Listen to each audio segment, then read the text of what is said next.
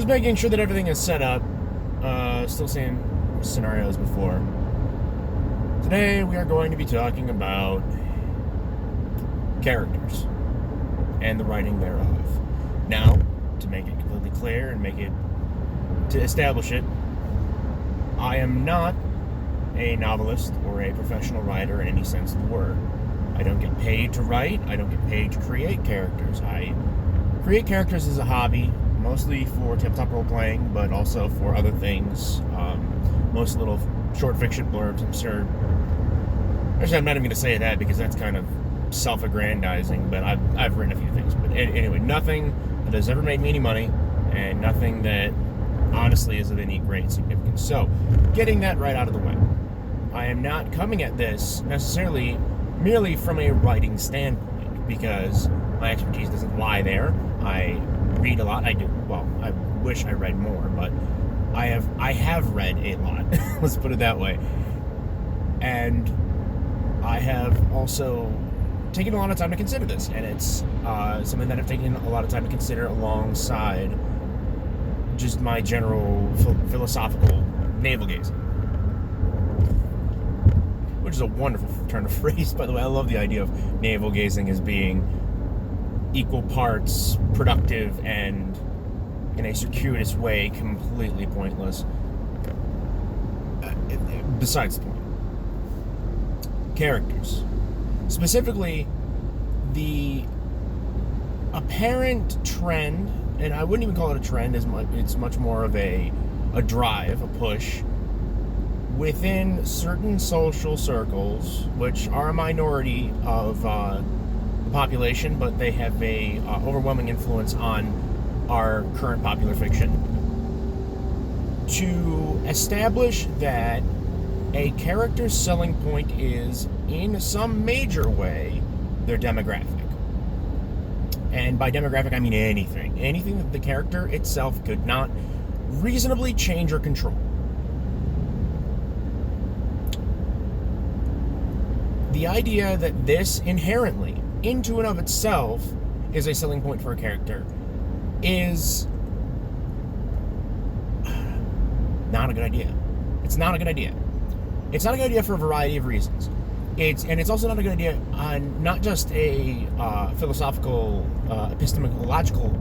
That word is a very difficult thing to say, and I shouldn't have even attempted to. I thought about it. I was like, you're not going to be able to pronounce that correctly. Why are you even attempting? I can write it. It's part of my vocabulary when I write, but not when I speak, generally. But from a philosophical standpoint, from a functional standpoint, the idea of like a narrative standpoint, and from just, even if your desire is to, and I have to be careful on how I say this because of just how silly it would sound if I'm not careful, but to elevate people of a variety of demographics upward through this representation. Even if that is your desire, that is your goal, I would say that it's kind of a silly goal. Not because there are any greater or lesser value to any demographic. I frankly don't believe that worth can be derived from things that you cannot control. Worth is only derived from your actions. I've said this a million times. It's from your actions and the intents of those actions. If you intended to do good thing, I'm getting somewhere, I promise. If you are intentionally intending and willing to do a good thing, and you take an action with that intent, and it results in that good thing happening, then you've done good, and that's a positive take on your worth. And I'm sorry about the bumps. It's Illinois highways. Nothing I can do about it. If you intended to do something good, you took an action with that intent, and something counter to your intent occurred, that is what is called a mistake. Repeat attempts at the same intent and the same action with the same result are what we call being foolish. And I think that is my point, is that if your intent is to help people, specifically marginalized people, and your action is to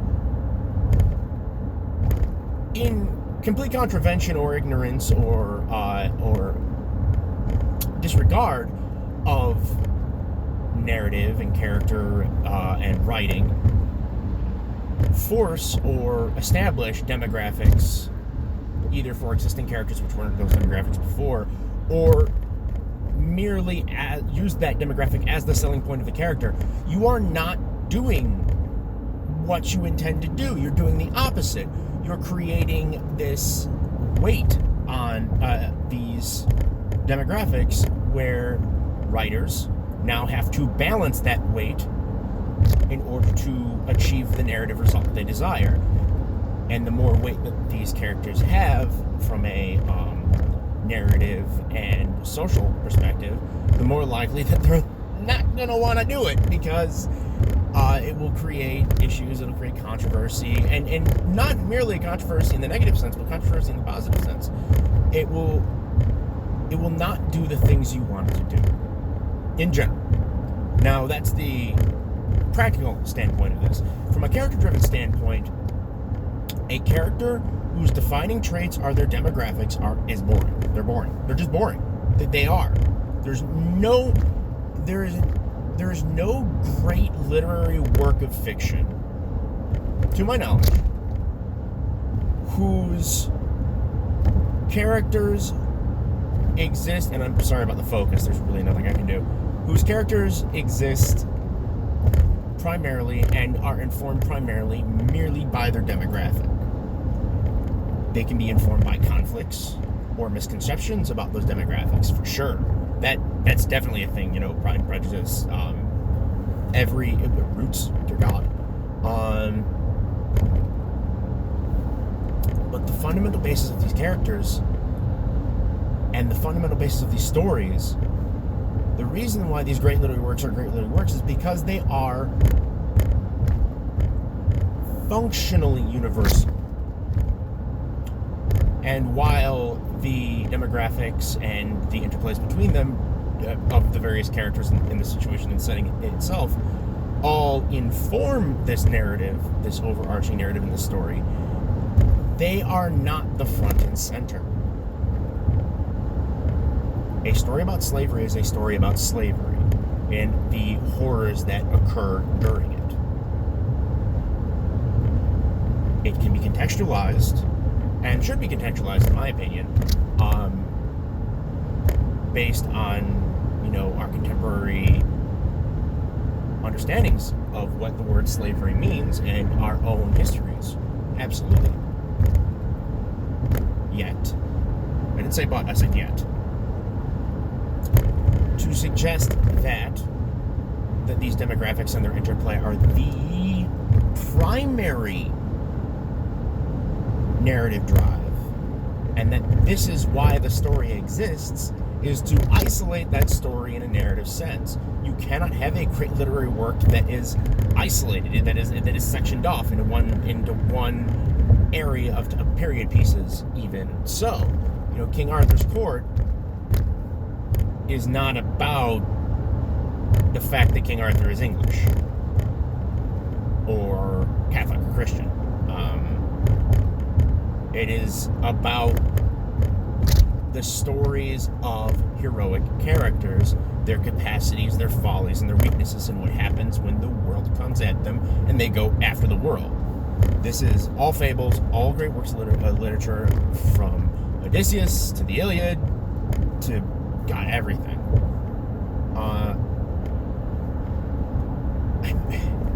There's nothing beyond that to say that. So if your attempt is to make a great literary work from a character and writing standpoint, relying on demographic as your fundamental foundation is going to hurt you. It's going to slow you down. It's going to hamstring you. It's not a good idea.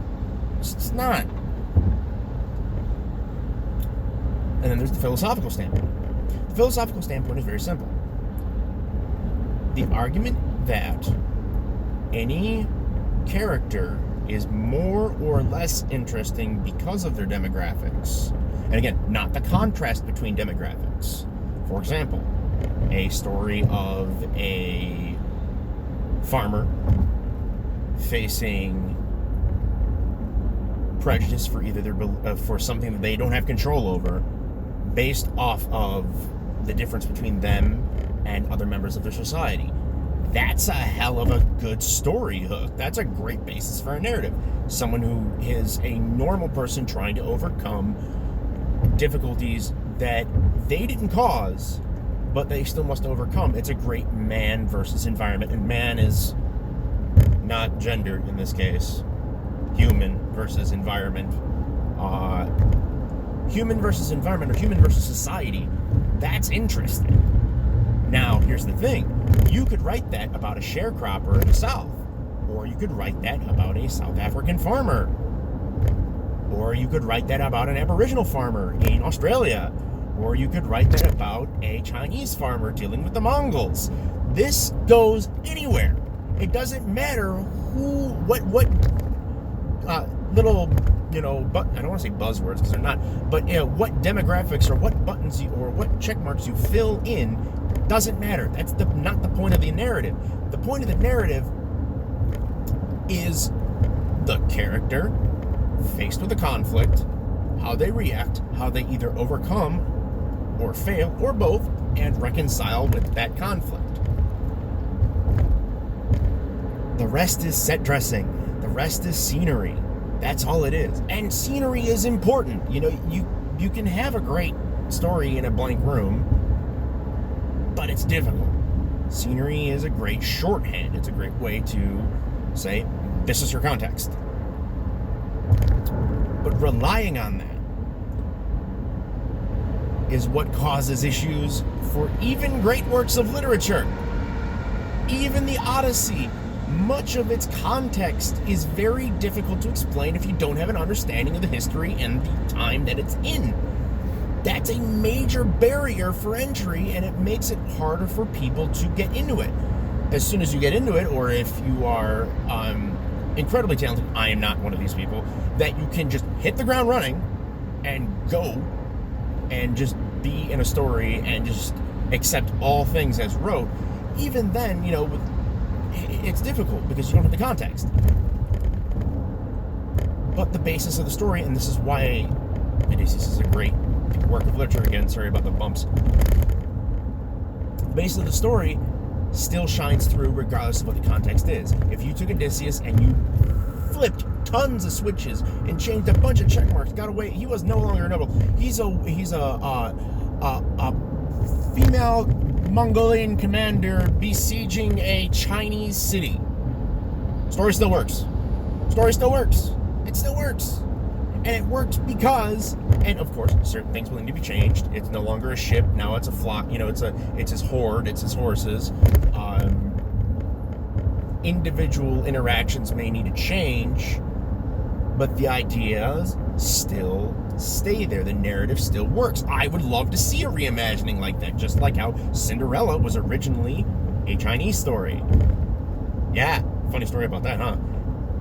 So Cinderella, originally being a Chinese and East Asiatic story, got ported over, and everything still kind of gelled. I think it was Cinderella. Is it Cinderella or Sleeping Beauty? I always get those two mixed up. I think it's Cinderella. Don't shoot me if I'm wrong. But that's the whole point. And that's what I wanted to say, and I'm actually running out of time, so I think that's a great place to end it. There are 3 major reasons why you shouldn't be doing these things, from just a standpoint of your goals, a standpoint of narrative and good storytelling, and also a standpoint of just general philosophy.